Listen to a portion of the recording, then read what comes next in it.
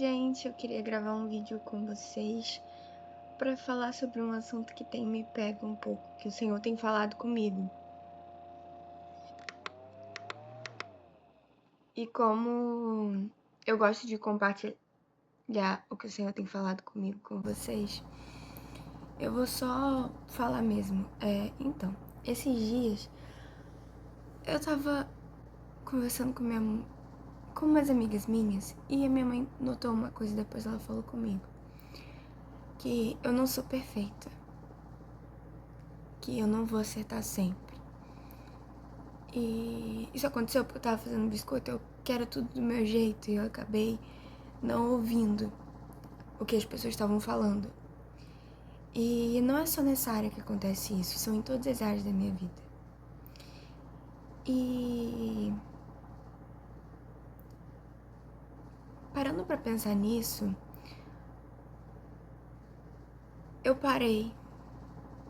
Eu entendi que era verdade, que apesar de eu não ser minha intenção, de não parecer, eu às vezes não aceito que errar é humano e que o ser humano erra, porque a gente não é onisciente. E que isso, na verdade, vinha de um desejo meu, pecaminoso, igual de Satanás, que é de ser igual a Deus. Mas não é assim. Eu não tenho controle de tudo. Eu não posso ser boa em tudo. Nós não podemos ser bons em tudo. Nós não conseguimos ser bons em tudo. Isso é muito bom. Saber disso é muito bom, é tranquilizador. Mas muitas vezes isso é tido como seta na nossa cabeça. Porque a gente não entende que a gente depende do Senhor. Que é por causa dele que a gente está de pé. Que é por causa dele que a gente permanece. Que é por ele que nós estamos vivos. Que ele é a razão de nós não sermos consumidos pelos nossos pecados. E eu tava refletindo nisso enquanto eu escrevia no meu caderninho, que eu tenho um caderninho que eu tenho escrito algumas coisas, e isso pegou muito no meu coração. Porque, sabe, eu sei que eu acabo sempre falando as mesmas coisas, mas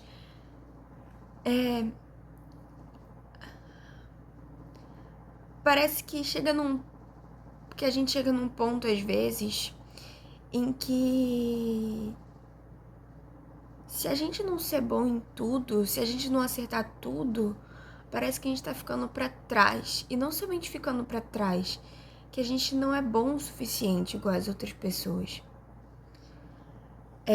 Hoje, vou compartilhar meu coração aqui com vocês. Eu tava me culpando um pouco, porque eu vejo algumas amigas minhas sendo muito mais maduras que eu e, sabe, sendo mais responsáveis e conseguindo trabalhar e fazer um monte de coisa e ainda são muito amigas de Jesus e conseguem lidar com tudo e conseguem manter o quarto arrumado, as coisas organizadas e tudo.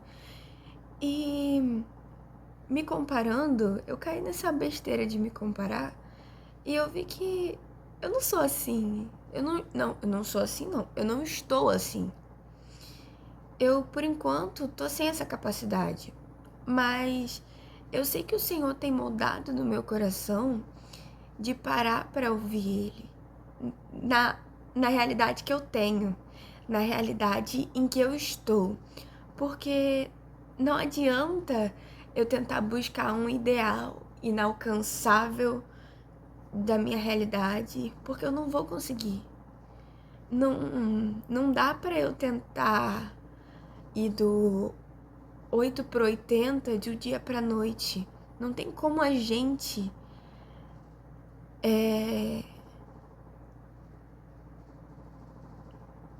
mudar de verdade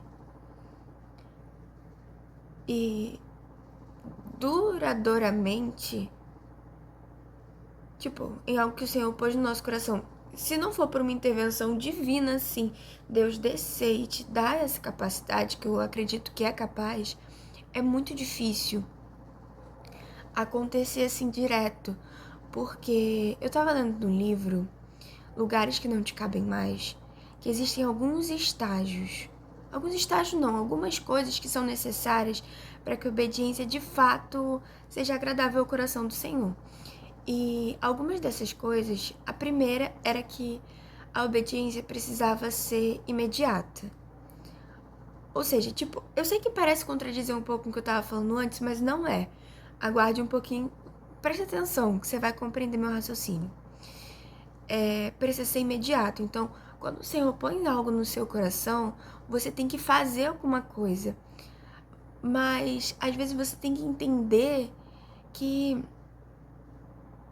esse fazer alguma coisa pode ser pequeno, porque não é pra gente desprezar os pequenos começos, sabe? Mas enfim, ela tinha que ser imediata, ela tinha que ser interna e ela tinha interna, que quer dizer que não somente por fora, mas também por dentro. A gente falar com o Senhor que a gente quer mudar, pedir ajuda, mas tá com o coração querendo isso.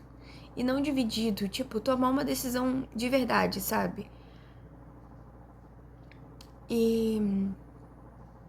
Mas isso me lembra que eu já me culpei muito por eu pensar que, por ser interno, eu precisava estar tão mudada internamente para poder pôr isso para fora. E isso não deixa de ser errado, mas às vezes as nossas atitudes fora moldam o que tá dentro. Porque a Bíblia fala que para tudo que a gente deve guardar primeiro o nosso coração, porque dele procedem as fontes da vida. E o nosso coração tem a ver com o nosso pensamento. E os nossos pensamentos, as nossas intenções. E isso é guiado pelo que a gente vê, pelo que a gente ouve, pelo que a gente fala, porque o Senhor fala na palavra dele que contamina mais ao homem o que sai dele do que o que entra. É algo assim, eu não me lembro direito. Mas a gente tem que estar vigilante e entender que o que a gente está pondo dentro do nosso coração vai ser refletido de alguma forma. E... Ai, gente, voltando pro papo anterior, eu só queria continuar falando que a obediência, ela tem que ter isso tudo, ela tem que ser inteira. Isso, inteira! Ela tem que ser... Eu tava tentando me lembrar qual era o outro tópico que eu vi no Deus que no livro do Renan Belas. Ela tem que ser inteira, então não adianta a gente fazer pela metade. Mas às vezes esse processo ele começa com pequenos passos, racionalmente com pequenos passos, mas o importante é a gente fazer tudo que está ao nosso alcance e não nos culparmos por isso, porque à medida que a gente vai se disponibilizando para o Senhor, Ele vai vindo ao nosso encontro, Ele vai se disponibilizando para estar perto da gente também. Não porque Ele já não estava antes, mas porque antes a gente não conseguia escutar, a gente não conseguia ouvir. E é isso, sabe? A gente não tem que estar se culpando ou se comparando com as outras pessoas e trazer à memória o que o Senhor falou com a gente. E o que o Senhor falou com a gente é que cada pessoa é única e que o nosso modelo de como a gente tem que seguir é Jesus. Então, quando a gente se sentir perdida, culpada, cheia de comparações e cheio de bagunça na nossa cabeça, a gente precisa olhar para o nosso alvo, que é Cristo, e entender que Ele é a pessoa mais grandiosa, grandiosamente alcançável. Ele é um rei tão sublime, tão eterno, mas tão acessível ao mesmo tempo. E lendo a palavra dele, a gente tem que perceber isso e entender que ele nos chamou para sermos iguais a ele. E pode parecer que é um padrão inalcançável, mas ele disse que é para sermos imitadores de Cristo. Paulo, em sua carta, falou que é para sermos imitadores dele como ele é de Cristo. E Jesus falou: sede meus imitadores, assim como eu sou do Pai. E se Jesus veio aqui como um ser humano e fez tudo isso, e entregou sua vida pela gente, quem é a gente para não entregar a nossa vida para ele, né? Para não entregar os nossos sentimentos para ele, para não entregar a nossa maturidade para ele, para não entregar as nossas emoções para ele, para não entregar as nossas tentações para ele, para não entregar as nossas tristezas, as nossas alegrias, os nossos medos, para não entregar tudo. Se ele deu tudo por nós, quem somos nós para não entregarmos tudo para ele? Ele é o tudo que nós devemos buscar. O tudo deste mundo não é nada em comparação a Deus. E toda vez que você se pegar refletindo, pensando ou se culpando por não ser como as outras pessoas ou por achar que você é comum demais, entenda que o Senhor te chama para o secreto e te chama para ser como Ele e aprender com Ele. A gente não nasce sabendo, a gente não sabe tudo. A gente vai aprendendo no meio do processo à medida que a gente ouve e obedece. Isso é tão difícil, tão difícil. Mas hoje eu venho.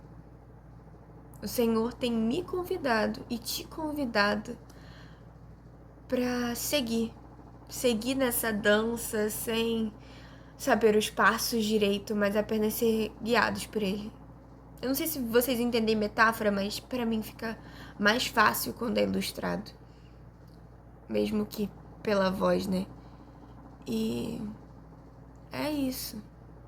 Vamos ser guiados por Ele e entender que não ser perfeito é um privilégio. E é o privilégio, e esse privilégio se baseia no fato da dependência no Pai.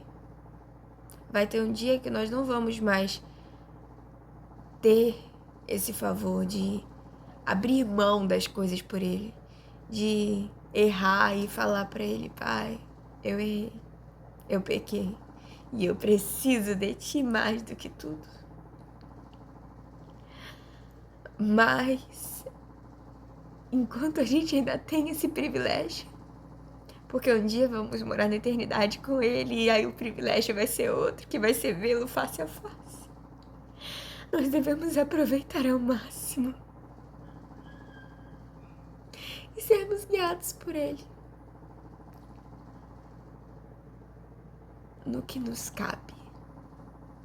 É difícil, mas com pequenos passos vamos indo ao seu encontro. É isso. Boa noite.